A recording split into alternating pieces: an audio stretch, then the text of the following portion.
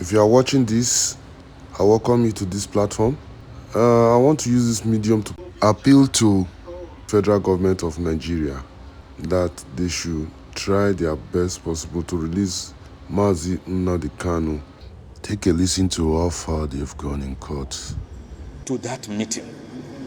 And I then demanded that Nnamdi Kanu should be present at the meeting, because we are only lawyers and we do not know anything about medicine or surgery. And they fetched Nnamdi Kanu, and we all sat down and brainstormed and agreed that there was no way they could have carried out that surgery on Kanu without his own personally appointed medical doctor, a doctor of his own choice, as earlier directed on the 21st of October 2021 by the Honorable Justice Bintanyako of the Federal High Court, that he be allowed to have his personal doctor so that there could be a second opinion on his deteriorating state of health, wherein they are increasing his potassium level every day. They are using him as a guinea pig for trial because they do not know the cause of his illness. And all the tests they have done, blood tests, urine tests, stool tests, which they have always done, they have sent to South Africa and some other countries. Nnamdi Kanu to date has never been availed of what the results were, nor have we, his counsel. So at that meeting, therefore, I impressed it upon them that there was no way they could carry out a surgery on Nnamdi Kanu's ear without his personal physician being present. That we will not even allow it. And that was what we agreed on. The meeting was that when Nnamdi Kanu finally appoints any one or two doctors of his choice, they should get across to us. We will now again write to the SSS for an interactive session between these doctors and Nnamdi Kanu, because his earlier doctor, Dr. Sylvain Okorochukwu, who had been treating him even before his extraordinary, torturous and forceful rendition from Kenya back to Nigeria on the 27th of June 2021, who had gone to the DSS facilities 2 times and had been denied access to see Nnamdi Kanu, himself was not in the country. Because of that, it means that whichever doctors that will be seeing Nnamdi Kanu will be seeing him for the first time, and Nnamdi Kanu will be seeing them for the first time.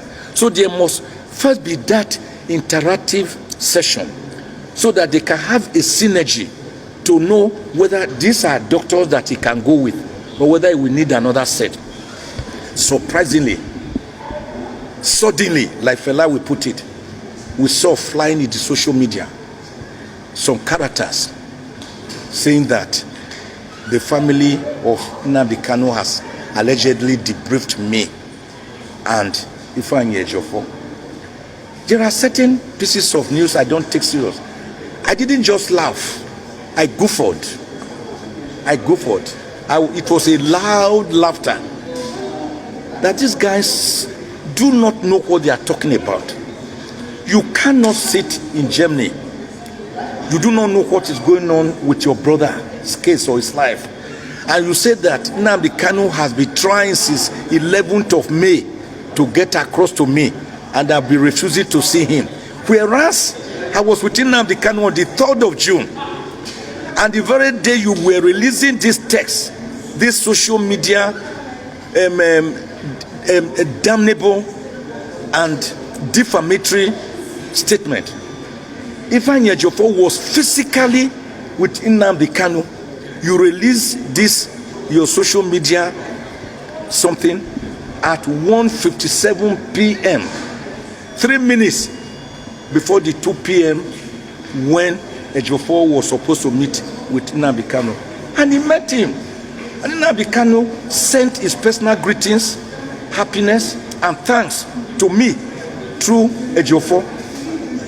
And that everything is going on well. He's very happy the way I've conducted his case.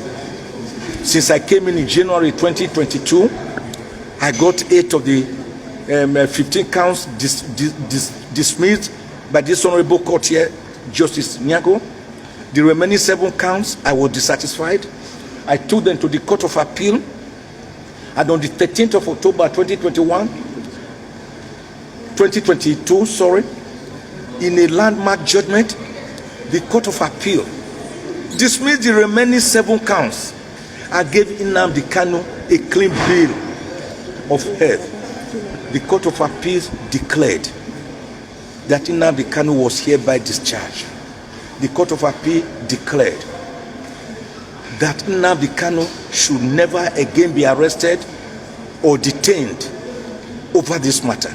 The Court of Appeal went further to declare that never again should Nnamdi Kanu be tried on the same offenses for which he was extraordinarily, torturously, and extrajudicially renditioned back to Nigeria from a sovereign country, Kenya, where he had gone to in May 2021 as a British citizen, not even as a Nigerian citizen, without following the extradition process.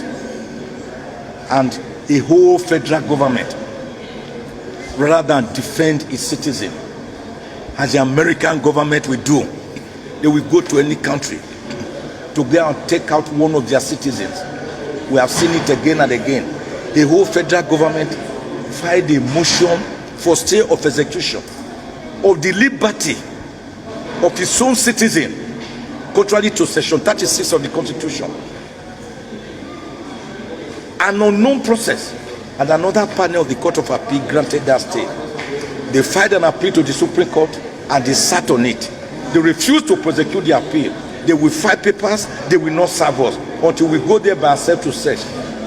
The federal government has been running, but by the grace of God, they cannot hide. On the 14th of September 2023, this case will come up before the Supreme Court. Nnamdi Kanu will secure his freedom. The Court of Appeal made it clear that the acts of the federal government were egregious and they breached Nnamdi Kanu's fundamental rights. And I should never again be detained or tried on the same offenses.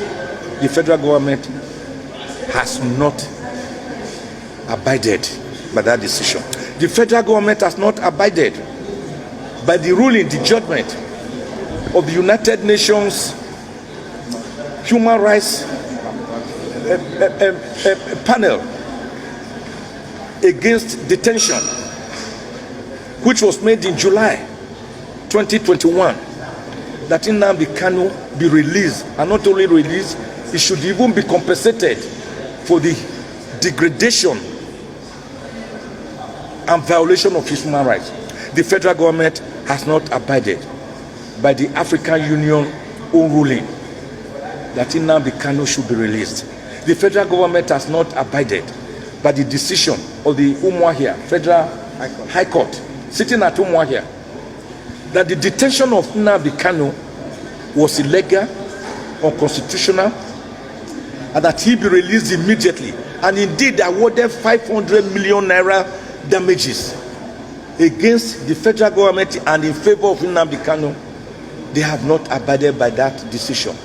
They continue to go to play the same roulette like a yo-yo, that Nnamdi Kanu jumped bail. And evidence available shows that Nnamdi Kanu did not jump bail. That when he was arraigned on the 23rd of December 2015, this court, Justice Binta Nyako, granted him bail. On the 25th of April 2017, about 1.5 years later, Nnamdi Kanu was enjoying this bail in the country, in this place called Nigeria. He did not jump bail until the federal government by itself, going through a most satanic operation, Python dance, to invade Nnamdi Kanu's ancestral home at Afarauku, Ibeku, Umuahia, in Abia State. And in that operation, non-provoked operation, they mowed down, they killed 28 unarmed and innocent Nigerians. Nnamdi Kanu barely escaped with the breath of his life by providence, by an act of God. The father, Eze Kanu, never recovered from this atrocious, inhuman invasion. He died. And the mother never recovered, and she died. So Nnamdi Kanu first found his way to Rome, to Israel, where he quickly deposed to an affidavit saying, I have run here for my dear life. If the federal government can give me protection, I'm ready to return to Nigeria to face my trial. He deposed to it. The affidavit is before this court. So for the avoidance of doubt, Nnamdi Kanu never jumped bail. Rather, he was forced to flee for his dear life in Nigeria. Because if he had been killed in that same operation where 28 innocent Nigerians were killed, we won't be here today talking. The law says, the Supreme Court, is that you should come and stand trial. To come and stand trial means that you should be healthy enough, you should be alive